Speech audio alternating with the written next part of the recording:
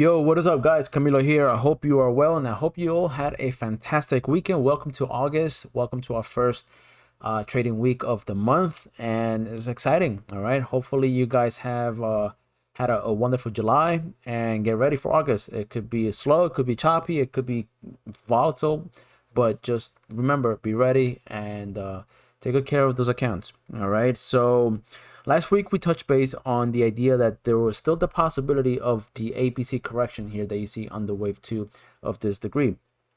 Now, look, I understand that we are reaching a top. In my opinion, we are almost there. I mean, I have an alternate account that I would like to show you guys. I've shown this before on the channel, but I'm going to show it to you guys again, where it considers that wave 5 of the higher degree has already come into completion, or it's getting ready to complete, and thus looking for a end of summer, middle of fall type of corrective pullback in the higher degree wave 2. Okay, I'll show you that chart in just a moment after this video. I mean, sorry, after this update here in the SPY and the Qs. But the idea is this, guys. Look, for now, I'm not looking for that sort of idea to unfold, right? Because we're not seeing an aggressive sell-off, right? If we were to start seeing an aggressive sell-off, right, in an impulsive fashion down 5 waves, right, to complete the A wave, then the B wave, then the C wave of the wave 2 in the primary degree, which again I'm going to show you guys. We will know when that starts to happen. But for now, it's still slow, all right? It's still very much corrective within its substructure of its own degree of trend. Now, the reason why I'm doing these smaller time frames updates is because I want to take advantage. I want to look for opportunities, okay, where the trend takes a stop, right? Meaning corrects itself, finds a floor within that trend, within that wave degree, to then take us higher. Okay, which is why I'm doing this more. I'm not taking a look at the higher time frames. I am obviously to derive to these wave counts that I'm showing you here on the channel. This is not out of thin air. There is a wave structure in the higher degree that's behind this count here, which I've shown you guys in the past. So the idea is that taking small steps to establish quick and not day trades, but to establish medium short-term trades, a week, 2 weeks, is why we look at these time frames. Okay, now there are other setups, there are other charts that have significant weight on the indices that are showing positive setups, that are showing positive movement and structures within their respective wave counts. I'm not going to show those charts here just yet. Okay, if you guys want to see the charts, consider subscribing to Trending Waves. The link to join the Discord group will be down in the comments section. And so those charts are still indicating upside potential. Okay, I'm just going to give you an example. For instance, Tesla was running today, all right, and so that has a big weight on the S&P. All right, so that could give you a little bit of an understanding as to where I'm coming from with this. I mean, Tesla has been in consolidation for a very long time, so it is going to break out, or it looks like it, right? But obviously, us Elliottians, we tend to have alternate accounts to sort of help us navigate through these choppy waters. But anyway, enough with the rant, and let's dive into to the update. But before I do, thank you to those who have subscribed to the channel. I'm halfway through my goal. Thank you so much. I couldn't have gotten there without you guys and without your support. I really appreciate it, and it gives me very good motivation to keep on pumping these videos out. It's been a very fun ride so far. All right, and to those who are new here, consider subscribing. Okay, click that like button and hit that bell notification so you'll be notified when I upload these videos every day. Okay, so thank you so much once again. Now to the charts. So what we're looking here for the S&P or the SPY is that off the wave 2 low here at the 38.2% support, we went up in 1, down in 2, 5-way structure to the wave 3, which is over here. My apologies, down in A, up in B, down in C. So now we anchor wave 4 at the 38.2% retracement of this whole advance, all right, which is an expanded flat ABC correction. All right, now it was also support here at the previous all-time high. All right, now we're looking at that type of pattern, right? We see that all-time highs are established, we break a little bit above it, sell off, but impulsively and aggressively break above them, establish a new high, and then we sell off, establish a new high, and we sell off, establish a new high, and then sell off. That's sort of the pattern that we're looking at here. Okay, and that's pretty bullish. Now, this wave structure, here's what we're looking at. Out of the 1 hour time frame into the 30-minute. Let me reset this. Okay, now off the wave flow 4, which I just showed you guys here, we went up in 1. Okay, now we're looking for this ABC correction, okay, in an expanded flat type of pattern. Okay, so down in A, up in B, went just shy of the 1272, establishing a new high. And now what I'm looking for is a 1, 2, 3, 4, 5 type of structure of inside of this C wave. All right, now that's gonna take us at least to the 1272 extension of wave A to wave B at 435 spot 60. Should we fail to hold that support, then we look for the 38.2% retracement of this entire wave advance. All right, I'm not turning on. Well, let me just take a look here real quick. All right, at 23.6. You see, the 23.6 would not make some sort of sense that this might be the support that we're looking for.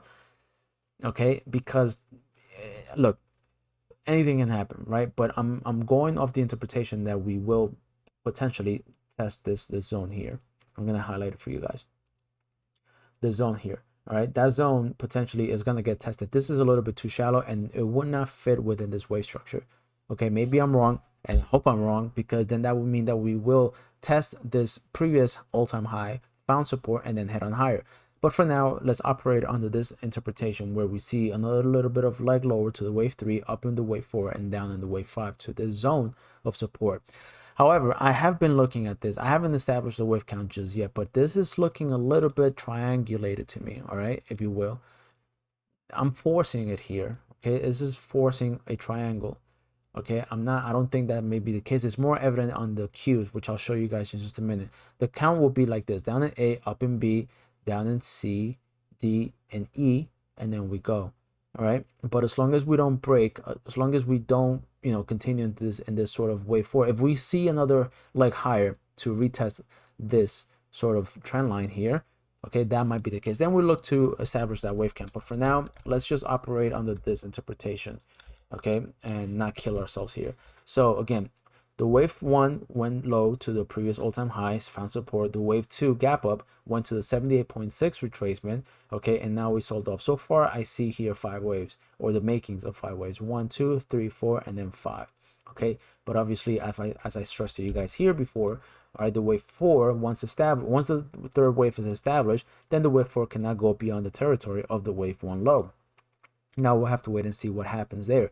If we continue in the downtrend trajectory, then it gives us a little bit of wiggle room here to establish a low, and then retest the wave 1 low here. All right, so then let's operate under this interpretation, and we'll see what happens coming into tomorrow. For now, I'm still on the sidelines. So I'm just waiting for this to unfold and to take us on higher into a new trend here within that wave structure. All right, now over to the Qs.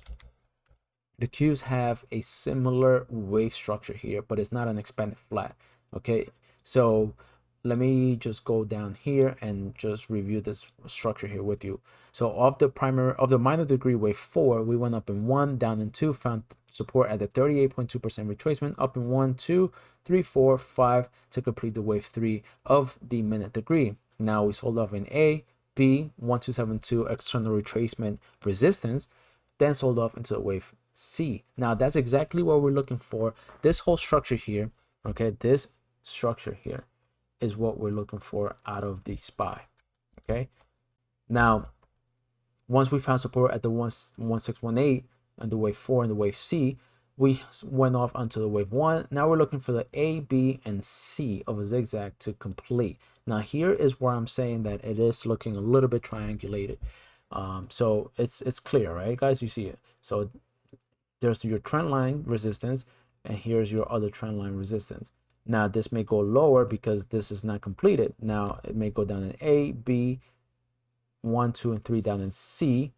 So A, B, C, D, and E, and then we go.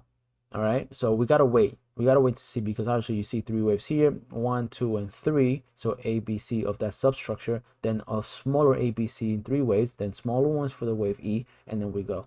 But not until we see what's gonna happen tomorrow we can determine if that's going to be that pattern here. So for now, we're going to operate under this interpretation where A has been set at the 50% retracement, B, and then C, sorry, A, B, and then wave 1 of that wave C structure.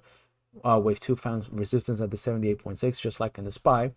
And now we're looking for the wave 3 to go down, a bounce into wave 4, and then a little bit more lows into the wave 5 of wave C of wave 2, which comes to support around the 50% retracement of this entire wave advance, or the 78.6 of this extension. All right, guys, so I'm going to show you guys that other interpretation of the SPY where it is, I'm going to show you the higher time frame, all right, where we're looking for a near top to complete here. All right, so here's the count.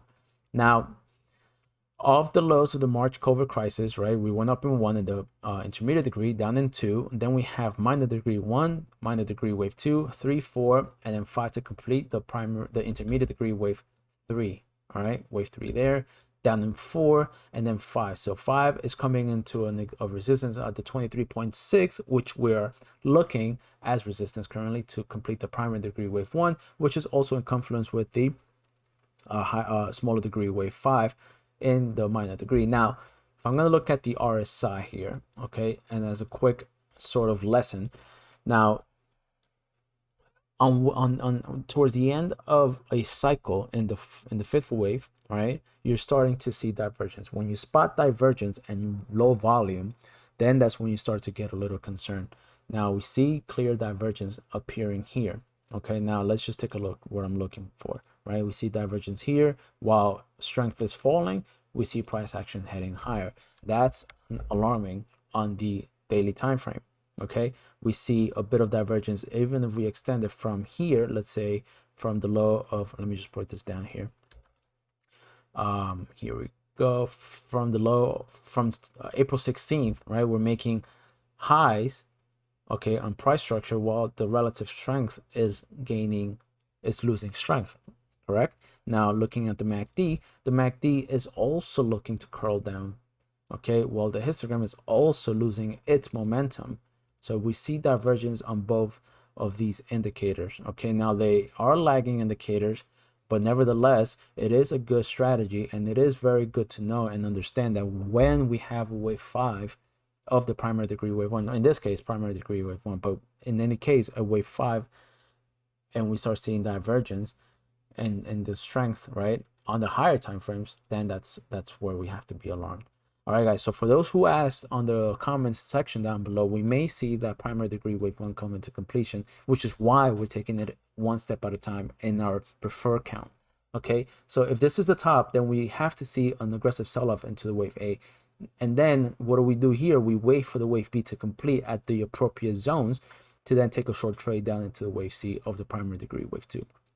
All right, guys, so this whole structure here is I see unfolding if, only if that's the case, within the next couple of months. All right, towards, you know, the August may be the sell-off, and then September is the bounce, and then October is the sell-off, to then November and December be the bullish months that will start setting us up for the wave 3 of the primary degree. Now, before I let you guys go, you know, if this isn't at all bad, all right, this scenario is sort of what everybody should be anticipating and hoping for, in a way, in a weird way. Why do I say that? Because if you missed this whole advance here, all right, and now you're looking to take advantage for further upside, all right, and you're forcing your trades, okay, you know, this ideal scenario will give you that opportunity again to hop on the train for the wave 3, which, if you know, with Elliott wave theory, wave 3 is the longest wave. So that'll be the most profitable wave. If you miss this, then hey, you know, wait for this to unfold. I mean, I sure will. I have some cash on the side for this to unfold here to take advantage to the upside. All right, guys. So with that being said, thank you so much again for your time. I appreciate you all. Thank you for subscribing. Thank you for being patient. Thank you for being here. Join Trending Waves. We're still running the 14-day free trial. That trial is going to end soon, so take advantage of it. Price is relatively cheap.